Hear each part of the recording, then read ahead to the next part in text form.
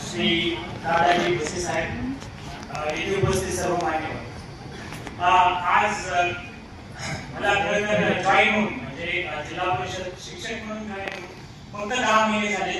21 मार्च 2024 ला माझी पोस्टिंग झाली आणि 10 महिन्यानंतर आज मी इथं आहे ते आमच्या माननीय श्री गट शिक्षण अधिकारी साहेबांकडे, कारण त्यांच्याकडून मला प्रेरणा मिळाली.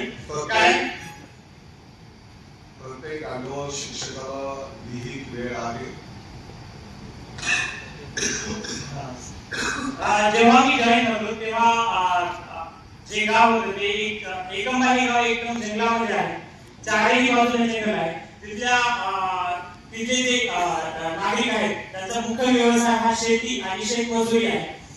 तर म्हणजे मी जे जॉईन झाल्यानंतर मला लक्षात आलं की म्हणजे मागच्या 10 वर्षामध्ये आमचं गाव जवळपास 90% आदिवासी आहे. त्यांना नोकरीमध्ये एवढ्या सवलती आहेत, तरी मागच्या 10 वर्षामध्ये फक्त एकच विद्यार्थी पोलीस कॉन्स्टेबल झाले.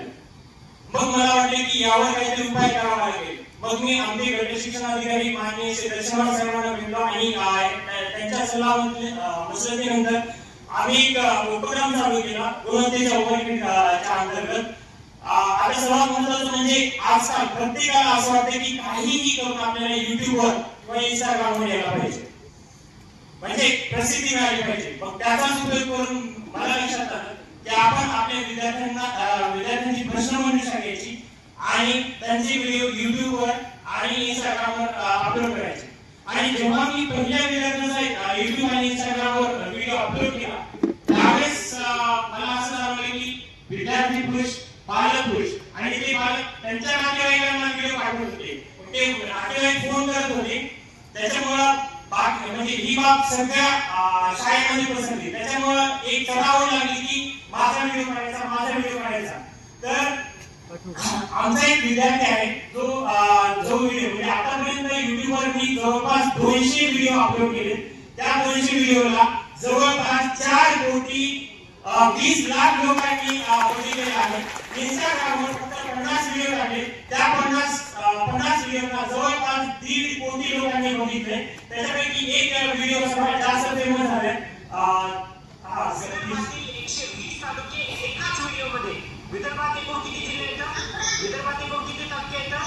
यवतमाळ जिल्ह्यात एकूण किती तालुके येतात? कोणते?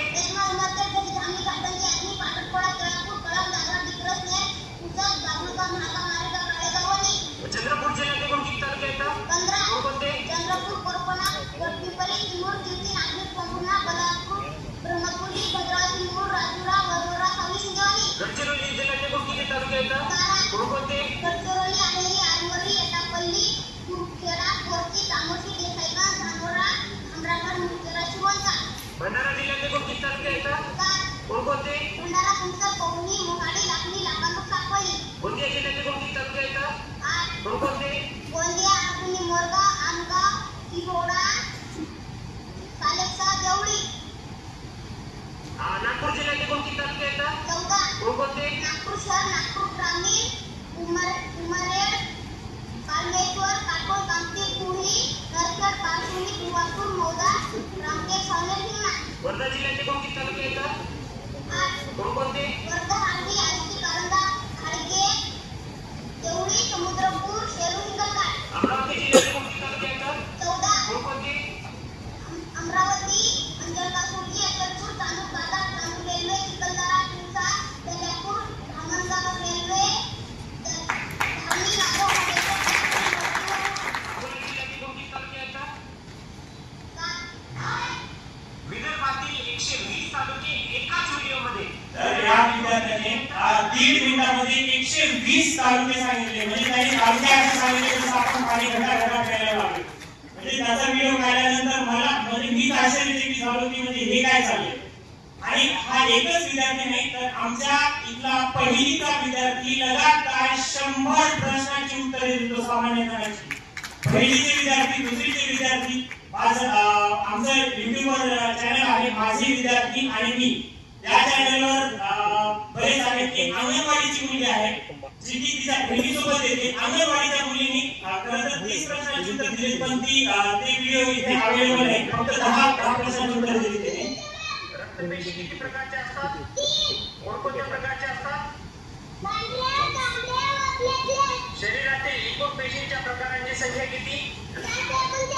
शरीराकडून हृदयाकडे रक्त नेणाऱ्या रक्तवाहिनीला काय म्हणतात? हृदयाकडून शरीराकडे रक्त नेणाऱ्या रक्तवाहिन्यांना काय म्हणतात? कोणत्या प्राण्यामुळे प्लेगचा प्रसार होतो? मनुष्याने कोणत्या धातूचा उपयोग सर्वप्रथम केला? नॉनस्टिक भांड्यावर कशाचा थर दिला जातो?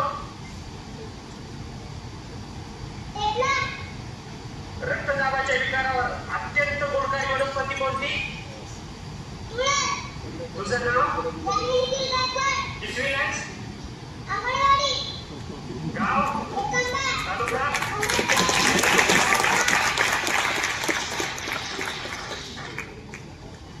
तर असे भरपूर विद्यार्थी आहेत. पहिलीचे विद्यार्थी आज 100 प्रश्नांची उत्तरे देत, ते पण नॉनस्टॉप. काल मी म्हणजे 26 जानेवारीला मी एक उपक्रम केला होता.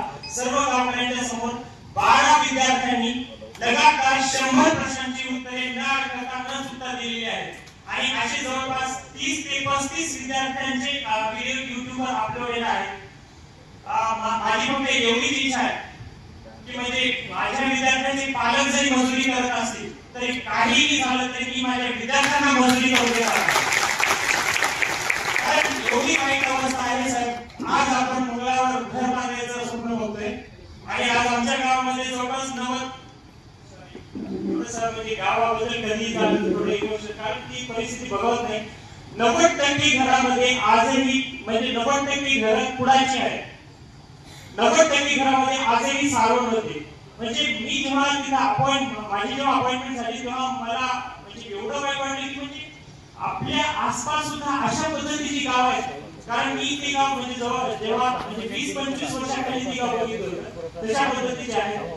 तर निश्चितच इथे मला बोलण्याची संधी दिली त्याबद्दल आयोजकांचे खूप खूप धन्यवाद. माननीय आमचे गणित शिक्षणाधिकारी माननीय दर्शनवार साहेब, डायटचे प्राचार्य माननीय श्री प्रशांत गावंडे साहेब, मिश्रा साहेब, मंदारपती साहेब, आशय साहेब, सर्व यवतमाळचे माननीय श्री सर्व अधिकारी यांना मी विनम्र अभिवादन करतो आणि मी थांबतो. धन्यवाद.